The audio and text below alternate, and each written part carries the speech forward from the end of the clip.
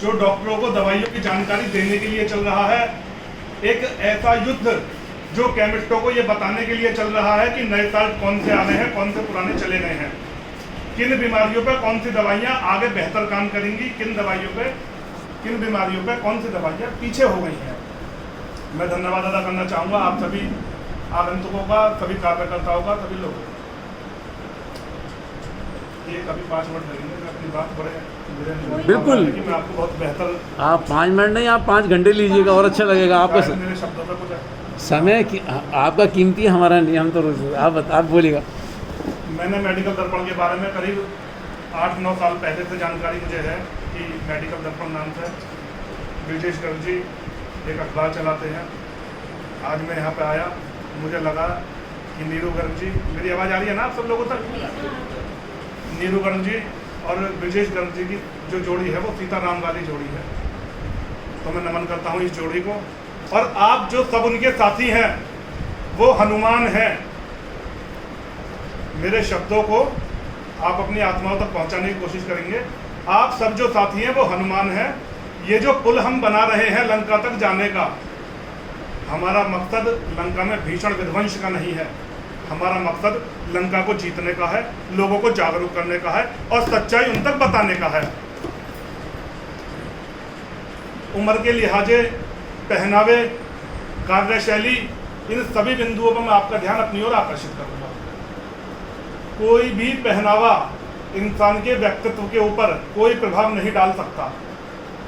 मैं जीन्स पहन के ये इसलिए रहता हूँ कि मुझे गौ रक्षा के लिए कई बार 10 फुट नीचे भी कूदना पड़ता है और कई बार ऊपर की रस्सियाँ भी डालनी पड़ती हैं गाय को नाली में से निकालने के लिए। तो मैं भी पहन सकता हूँ चैन अंगूठियाँ, लेकिन वो एक स्वस्थ मनुष्य के लिए आभूषण उसे शोभा नहीं देंगे, उसके कर्तव्य, उसके कार्य उसे शोभा देंगे। मैं चाहता हूँ आप सभी लोग भौतिकवादी चीज़ों पर, रासायनिक चीज़ों पर, कृत्रिम चीज़ों पर अपना जीवन का ध्यान ना लगा के जीवन की वास्तविकता, जीवन के मूल बिंदुओं पर और मेडिकल दर्पण, अखबार, समाचार के ऊपर लगाएंगे तो आपका जीवन निश्चित रूप से कामयाब होगा। आप किसी संस्था में काम करने के लिए आते हैं, मैं भी किसी संस्था में काम करता हूँ।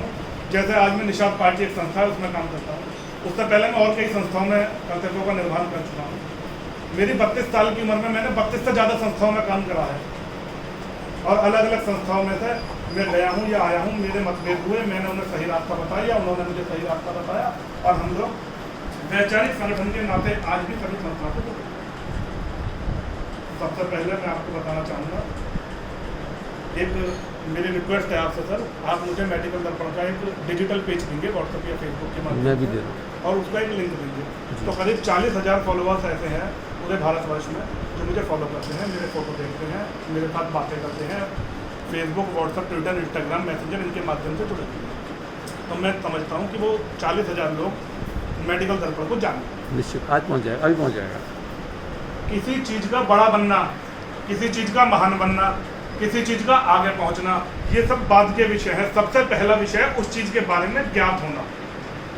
हम अगर जीवित हैं तो ये धरती जीवित है, हम जीवित नहीं हैं तो ये धरती खत्म हो चुकी है। जब तक हम जिएंगे अपने धर्म, अपने अखबार, अपने समाज, अपने देश के लिए निरंतर कार्य करते रहेंगे।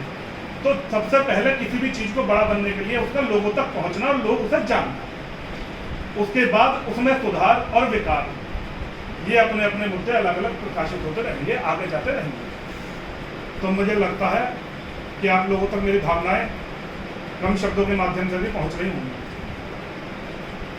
एक मुद्दे पे मैं आपका विषय पे और ध्यान आकर्षित करना चाहूँगा। हिंदुस्तान जो देश है, ये बहुत सारी सभ्यताओं, बहुत सारी मान्यताओं, बहुत सारे देवी देवताओं और बहुत सारे धर्मों के रहने वाला देश है। एक देश, एक राष्ट्र और एक राज्य, 3 बिंदु अलग अलग हैं। सभी लोग, मुझे लगता है जहाँ तक मेरी जानकारी में है, हमें ये बताया गया है कि भारत एक देश है। तो मैं आपको एक विसंगति को दूर करने के लिए बता दूँ, भारत एक देश नहीं, भारत एक राष्ट्र है। पहले एक राज होता है जो आदिकाल में चला आता था कि एक राजा होता था, बाकी सब उसके सैनिक होते थे या उसकी जनता होती थी। एक राजनयिक दृष्टि से देखा गया एक जमीन का टुकड़ा, एक भौगोलिक भाग जिस पे एक राजा राज करता है, उसे एक राज्य कहते हैं। द्वितीय मुद्दे पे देश आता है। जमीन के हिसाब से नाप के काट के रख दिया गया एक टुकड़ा एक देश कहलाता है। तीसरा मुद्दा आता है राज।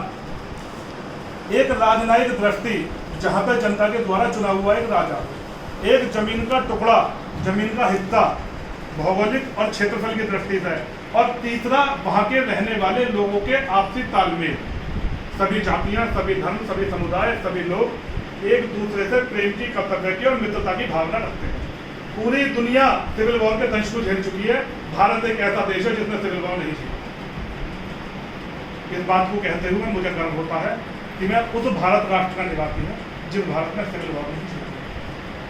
आज भी जब किसी शहर में दो समुदायों का झगड़ा हो जाता है, दो जातियों का झगड़ा हो जाता है, या जातीय संघर्ष तनाव का रूप ले लेता है, तो भारत के और जो शहर होते हैं उसे एक दूसरे को मिलाने की कोशिश करते हैं।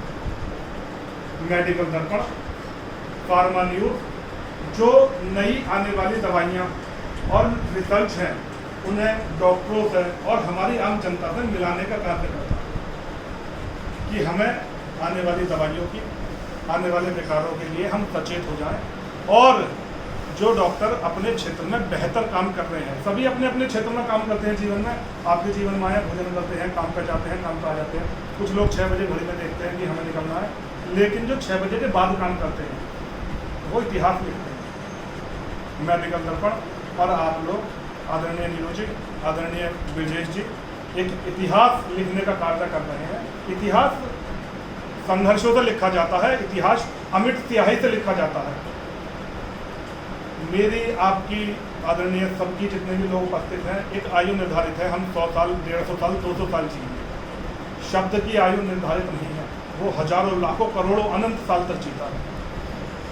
इस सदी के बाद, दूसरी सदी के बाद, तीसरी सदी जब आएगी तब तक मेडिकल दर्पण एक बहुत बड़ा हब बन जाएगा।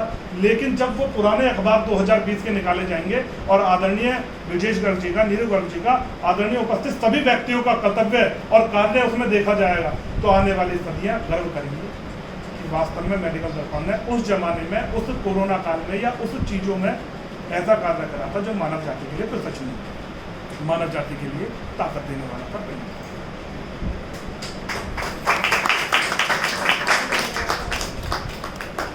कुछ लोग यहाँ पे, बहनें मेरी बैठी हैं, भाई मेरे बैठे हैं, 30 साल से कम की एज के हैं, कुछ 30 साल से ज़्यादा की एज की है। क्योंकि मैं 30 साल वाली ही एज को बता सकता हूँ, मेरी 32 साल एज है, मैं 30 साल तक वालों को ही बता सकता हूँ कि मैं वहाँ तक गुजरा हूँ। आदरणीय ब्रजेश जी मुझे बता सकते हैं कि आगे मुझे कहाँ कहाँ देखना है।